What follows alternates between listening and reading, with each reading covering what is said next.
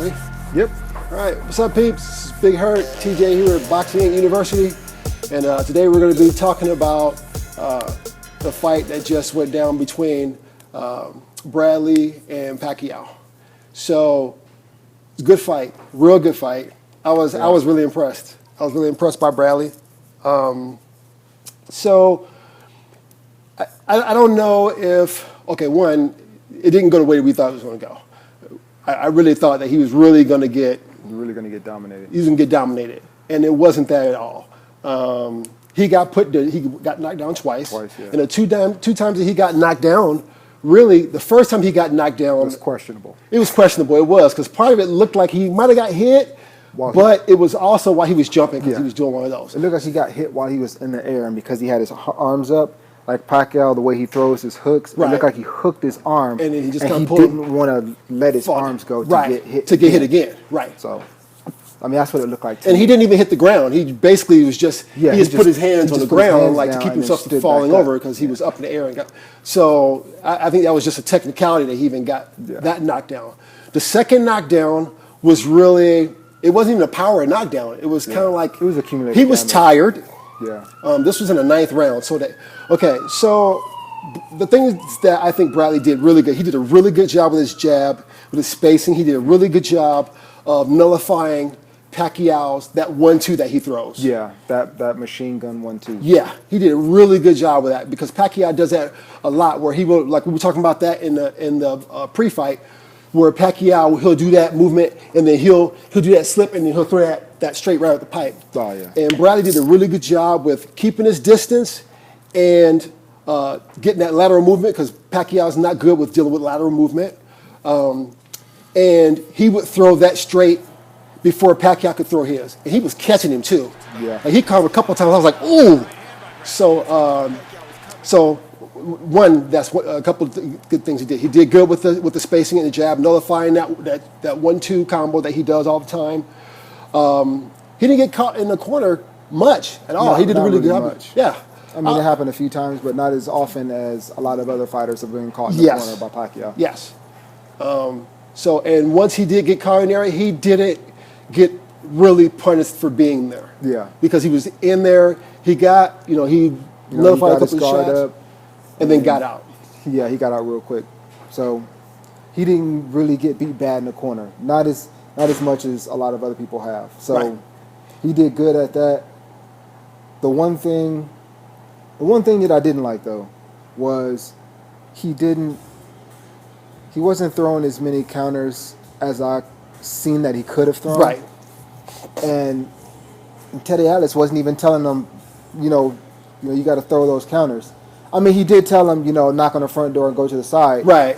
Which he did for about a round and a half. Yes. And then he stopped doing it, which I didn't really understand, because it was working. Well, I just think that he just got tired. I mean, you still got to throw punches. Tired. Yeah, no, I got you. I agree. So it's like, I mean, if you don't know what I mean by, knock on the front door, go to the side, what he meant was, throw that jab, and when his hands are up to avoid that jab, come around the side. Right. Kind of hit him like right behind the ear. But he was catching him with that hook a lot. Yeah. He was catching him with that hook, and Pacquiao didn't know what to do with it. I mean, there was a couple of times where he knocked Pacquiao back into the ropes. I mean, especially the 8th round. Oh, man, the 8th round. Yeah, it looked like he basically fell into the ropes. Yeah. He did a really good job of just, he kind of beat the crap out of Pacquiao round 8. I mean, he was running back. I've never seen Pacquiao run backwards that much. And mostly all of his fights, kind of not in the later fights. Right. He's kind of calmed down, because he evolved from a brawler into more of a boxer brawler. So he's not constantly on the push like he used to be in his younger years. But now he's starting to learn more finesse. So that's kind of like the first time I've ever really seen him get pushed back like that. And he did. He did a really good job of it. And he was doing a really good job with his jab, getting that jab out there. Like I said, he was catching him with that 3, with that hook. And with that straight, oh man, he was throwing that straight down the pipe. He did a really good job. Bradley had a really good opportunity to win this fight if he hadn't taken those 2 knockdowns. Yeah. If he hadn't taken those 2 knockdowns, I'm going to tell you what, this would have been, it could have gone either way. Yeah. Easily. And in my opinion, I think that if he hadn't gotten knocked down those 2 times, I think he should have won that fight. because there are very few rounds that I thought were Pacquiao's. Yeah, because there are very few. I mean, in a Letterman card, they gave Bradley like what 2-3 rounds or something like that, Which is bullshit. That's bull. Which that's is bull. Yeah. Like the Letterman card was like just way out of line. Yeah. So I mean, in the real scoring, I believe that it wasn't 3 rounds. No, it wasn't a 3 round. It wasn't a 3 round. It was at least 9. 50-50. Yeah. At least 50-50 Bradley Pacquiao. And then you could argue that Bradley won more rounds, less getting knocked down. Yeah. The 9th round, and I think what happened was in the 8th round, he really pushed. He beat the crap out of him in the 8th round. And then he was tired for the 9th round. And then basically what happened was Pacquiao went to go throw that 1-2. He slipped that 1-2, and he was kind of sitting with his feet basically like this. Yeah. And Pacquiao just kind of tapped him, boom. And he couldn't, I mean, he's in the bottom of the squat. He couldn't get it, and he just fell back. But I think in that defense, though, he did catch him with a hard hook before he caught him with that soft hook. Yes. So I think that second knockdown was a legitimate knockdown. But No, it was legitimate. But not that first one. I mean, whether it was because you were tired, but all I'm saying is it wasn't like he got blasted and laid him on his back. It wasn't. It was just he threw that. So Pacquiao threw that straight, and then he saw that he was down there, so he just did one of those. Yeah. Just like he just fell backwards. Yeah. And even at the end of the round, he was just like, I can't believe I just gave that round up because he did so good 8th round, and he even came out in the beginning of the 9th round. He was doing good again. He was pushing. I was like, is he going to take this round the same? I mean, he really did good in this fight. He really did good in this fight. See, and that's another thing. That's what kind of brings me back to Teddy Atlas. He knows the kind of boxer that Pacquiao is, and he knows what kind of energy he has. Yeah. You know, I don't know. If Bradley had to listen better. Yeah, Bradley, he should have listened better. But the thing is, Teddy Atlas used to train Mike Tyson. So, and there were so many times that I saw instances where he could have used things that Mike Tyson have used when he would throw a 1-2. Like say he would throw a 1-2 and he would slip it. Now, what Bradley was doing, instead of when Pacquiao was stepping out, instead of doing that jumping overhand right, which Mike Tyson did all the time, he just let him go. Right. But if he would have thrown that 1-2 and did what Mike Tyson would have done when he was stepping out, which is just he would have been on Mars somewhere. Oh yeah. Or there was times where he slipped punches and Pacquiao stayed there. Right. And he didn't do anything. Yeah. I saw those instances. Come on. How many times have you seen Mike Tyson just dig somebody's grave with a uppercut? Yeah. Where he would just be like, bam, bam. Right. Come on. Yeah. If you're standing in front of him, you're going to get hit. Yeah. Teddy Atlas being his coach, they should have worked on things that worked with past champions who was world champ at 21? Come on.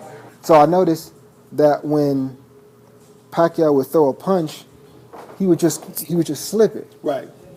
But I mean, not to keep using not to keep using Tyson as an example, but when people would miss that too, he would come straight under. Right. Bam. Right. And the thing is, you can't see it because your arm is like this. Right. It's coming right from under this arm. Right. By the time you see it coming, it's too late. Yeah. Because this arm is up here. His knocked Pacquiao out. Yeah. Because he slipped it. He slipped it. Pacquiao threw that. He goes over this shoulder, boom, and then he just came and he came right under that bicep. Oh man, it was beautiful. Put him straight to sleep. Like night night, face down, hands up. It was awesome. So it's just like, for that to have worked, and I know they saw the tapes. Yeah. And Pacquiao throws so many jabs. That's something that could have been utilized, later in the rounds when he started to win, when Bradley started to win, he could have utilized that counter too. Yeah. Or that leaping 3. I don't know. I don't know. I think he did a good job with. I think it was more for Bradley. I think it was more about being efficient. So when I say efficient, I'm talking about being efficient with how much energy he has, because he doesn't have the wind of the Pacquiao. Yeah, he doesn't. And throwing those kind of punches, they're exhausting. You're using everything. I mean, you're leaping, you're twisting. And when you hit air, man, you throw one of those and you miss everything. And what are the chances of you throwing that and missing Pacquiao? The chances are pretty high. So if you're going to pick which shots to throw and which shots not to throw based on you trying to conserve and make it to the end of the fight and still be productive, I think that would be one of the ones you probably want to say, let's not try that one. Yeah. If we didn't do it in the beginning of the fight. But I think he could have thrown it in the earlier rounds. But I think it would have been better to throw it in the later rounds because, Pacquiao still has energy, but he was more comfortable with staying in one place at that time. Yeah. So, and even if you don't really want to spend that much energy if you miss, small adjustment, just go to the body. Right. Because you can move your head any way you want. Right. But how many ways are you going to move your body? I mean, there's a lot of ways you can move your body, right? Yeah, I mean, nobody's in a fight is going to do this. Right. It's just not going to happen. Mayweather. You're just you're going to try it. Right. So, and even if you're blocking it, if you're getting hit hard, that elbow is still being driven into your body. You're still going to feel it a little bit, but yeah. So I agree there. But like I said, given the situation, I think he did a really good job. Yeah, he did. This turned out to be more, to me, it turned out to be, or maybe it was just, maybe it was really invisible to us, but I thought that this was going to be more like a coach's fight as opposed to a fighter's fight. Yeah. But I think that the fighters did a really good job. Bradley. I think Pacquiao did his normal. I don't think Pacquiao did nearly as good as he normally does. Yeah. I think that Bradley completely stepped it up and did an amazing job and made this into a fight. Yeah. A really good fight. So. I mean, he's down what? He's 1-2. So he's got one win against Pacquiao, which was technically really questionable. It could have been 2-1. If he hadn't got those knockdowns, I think that there could be that debate that he could have arguably won that fight. Yeah. So I would have gave it to him without those 2 knockdowns. I would have gave it to him. So anyway, this has been Big Hurt, TJ here at Boxing Inc. University, bringing you guys the post-fight talks. Thank you guys for watching. If you guys want to see any videos made, you got any questions, any comments, go ahead and put them down below. And give us a like, give us a subscribe. Keep it coming. Keep putting to sleep. Peace.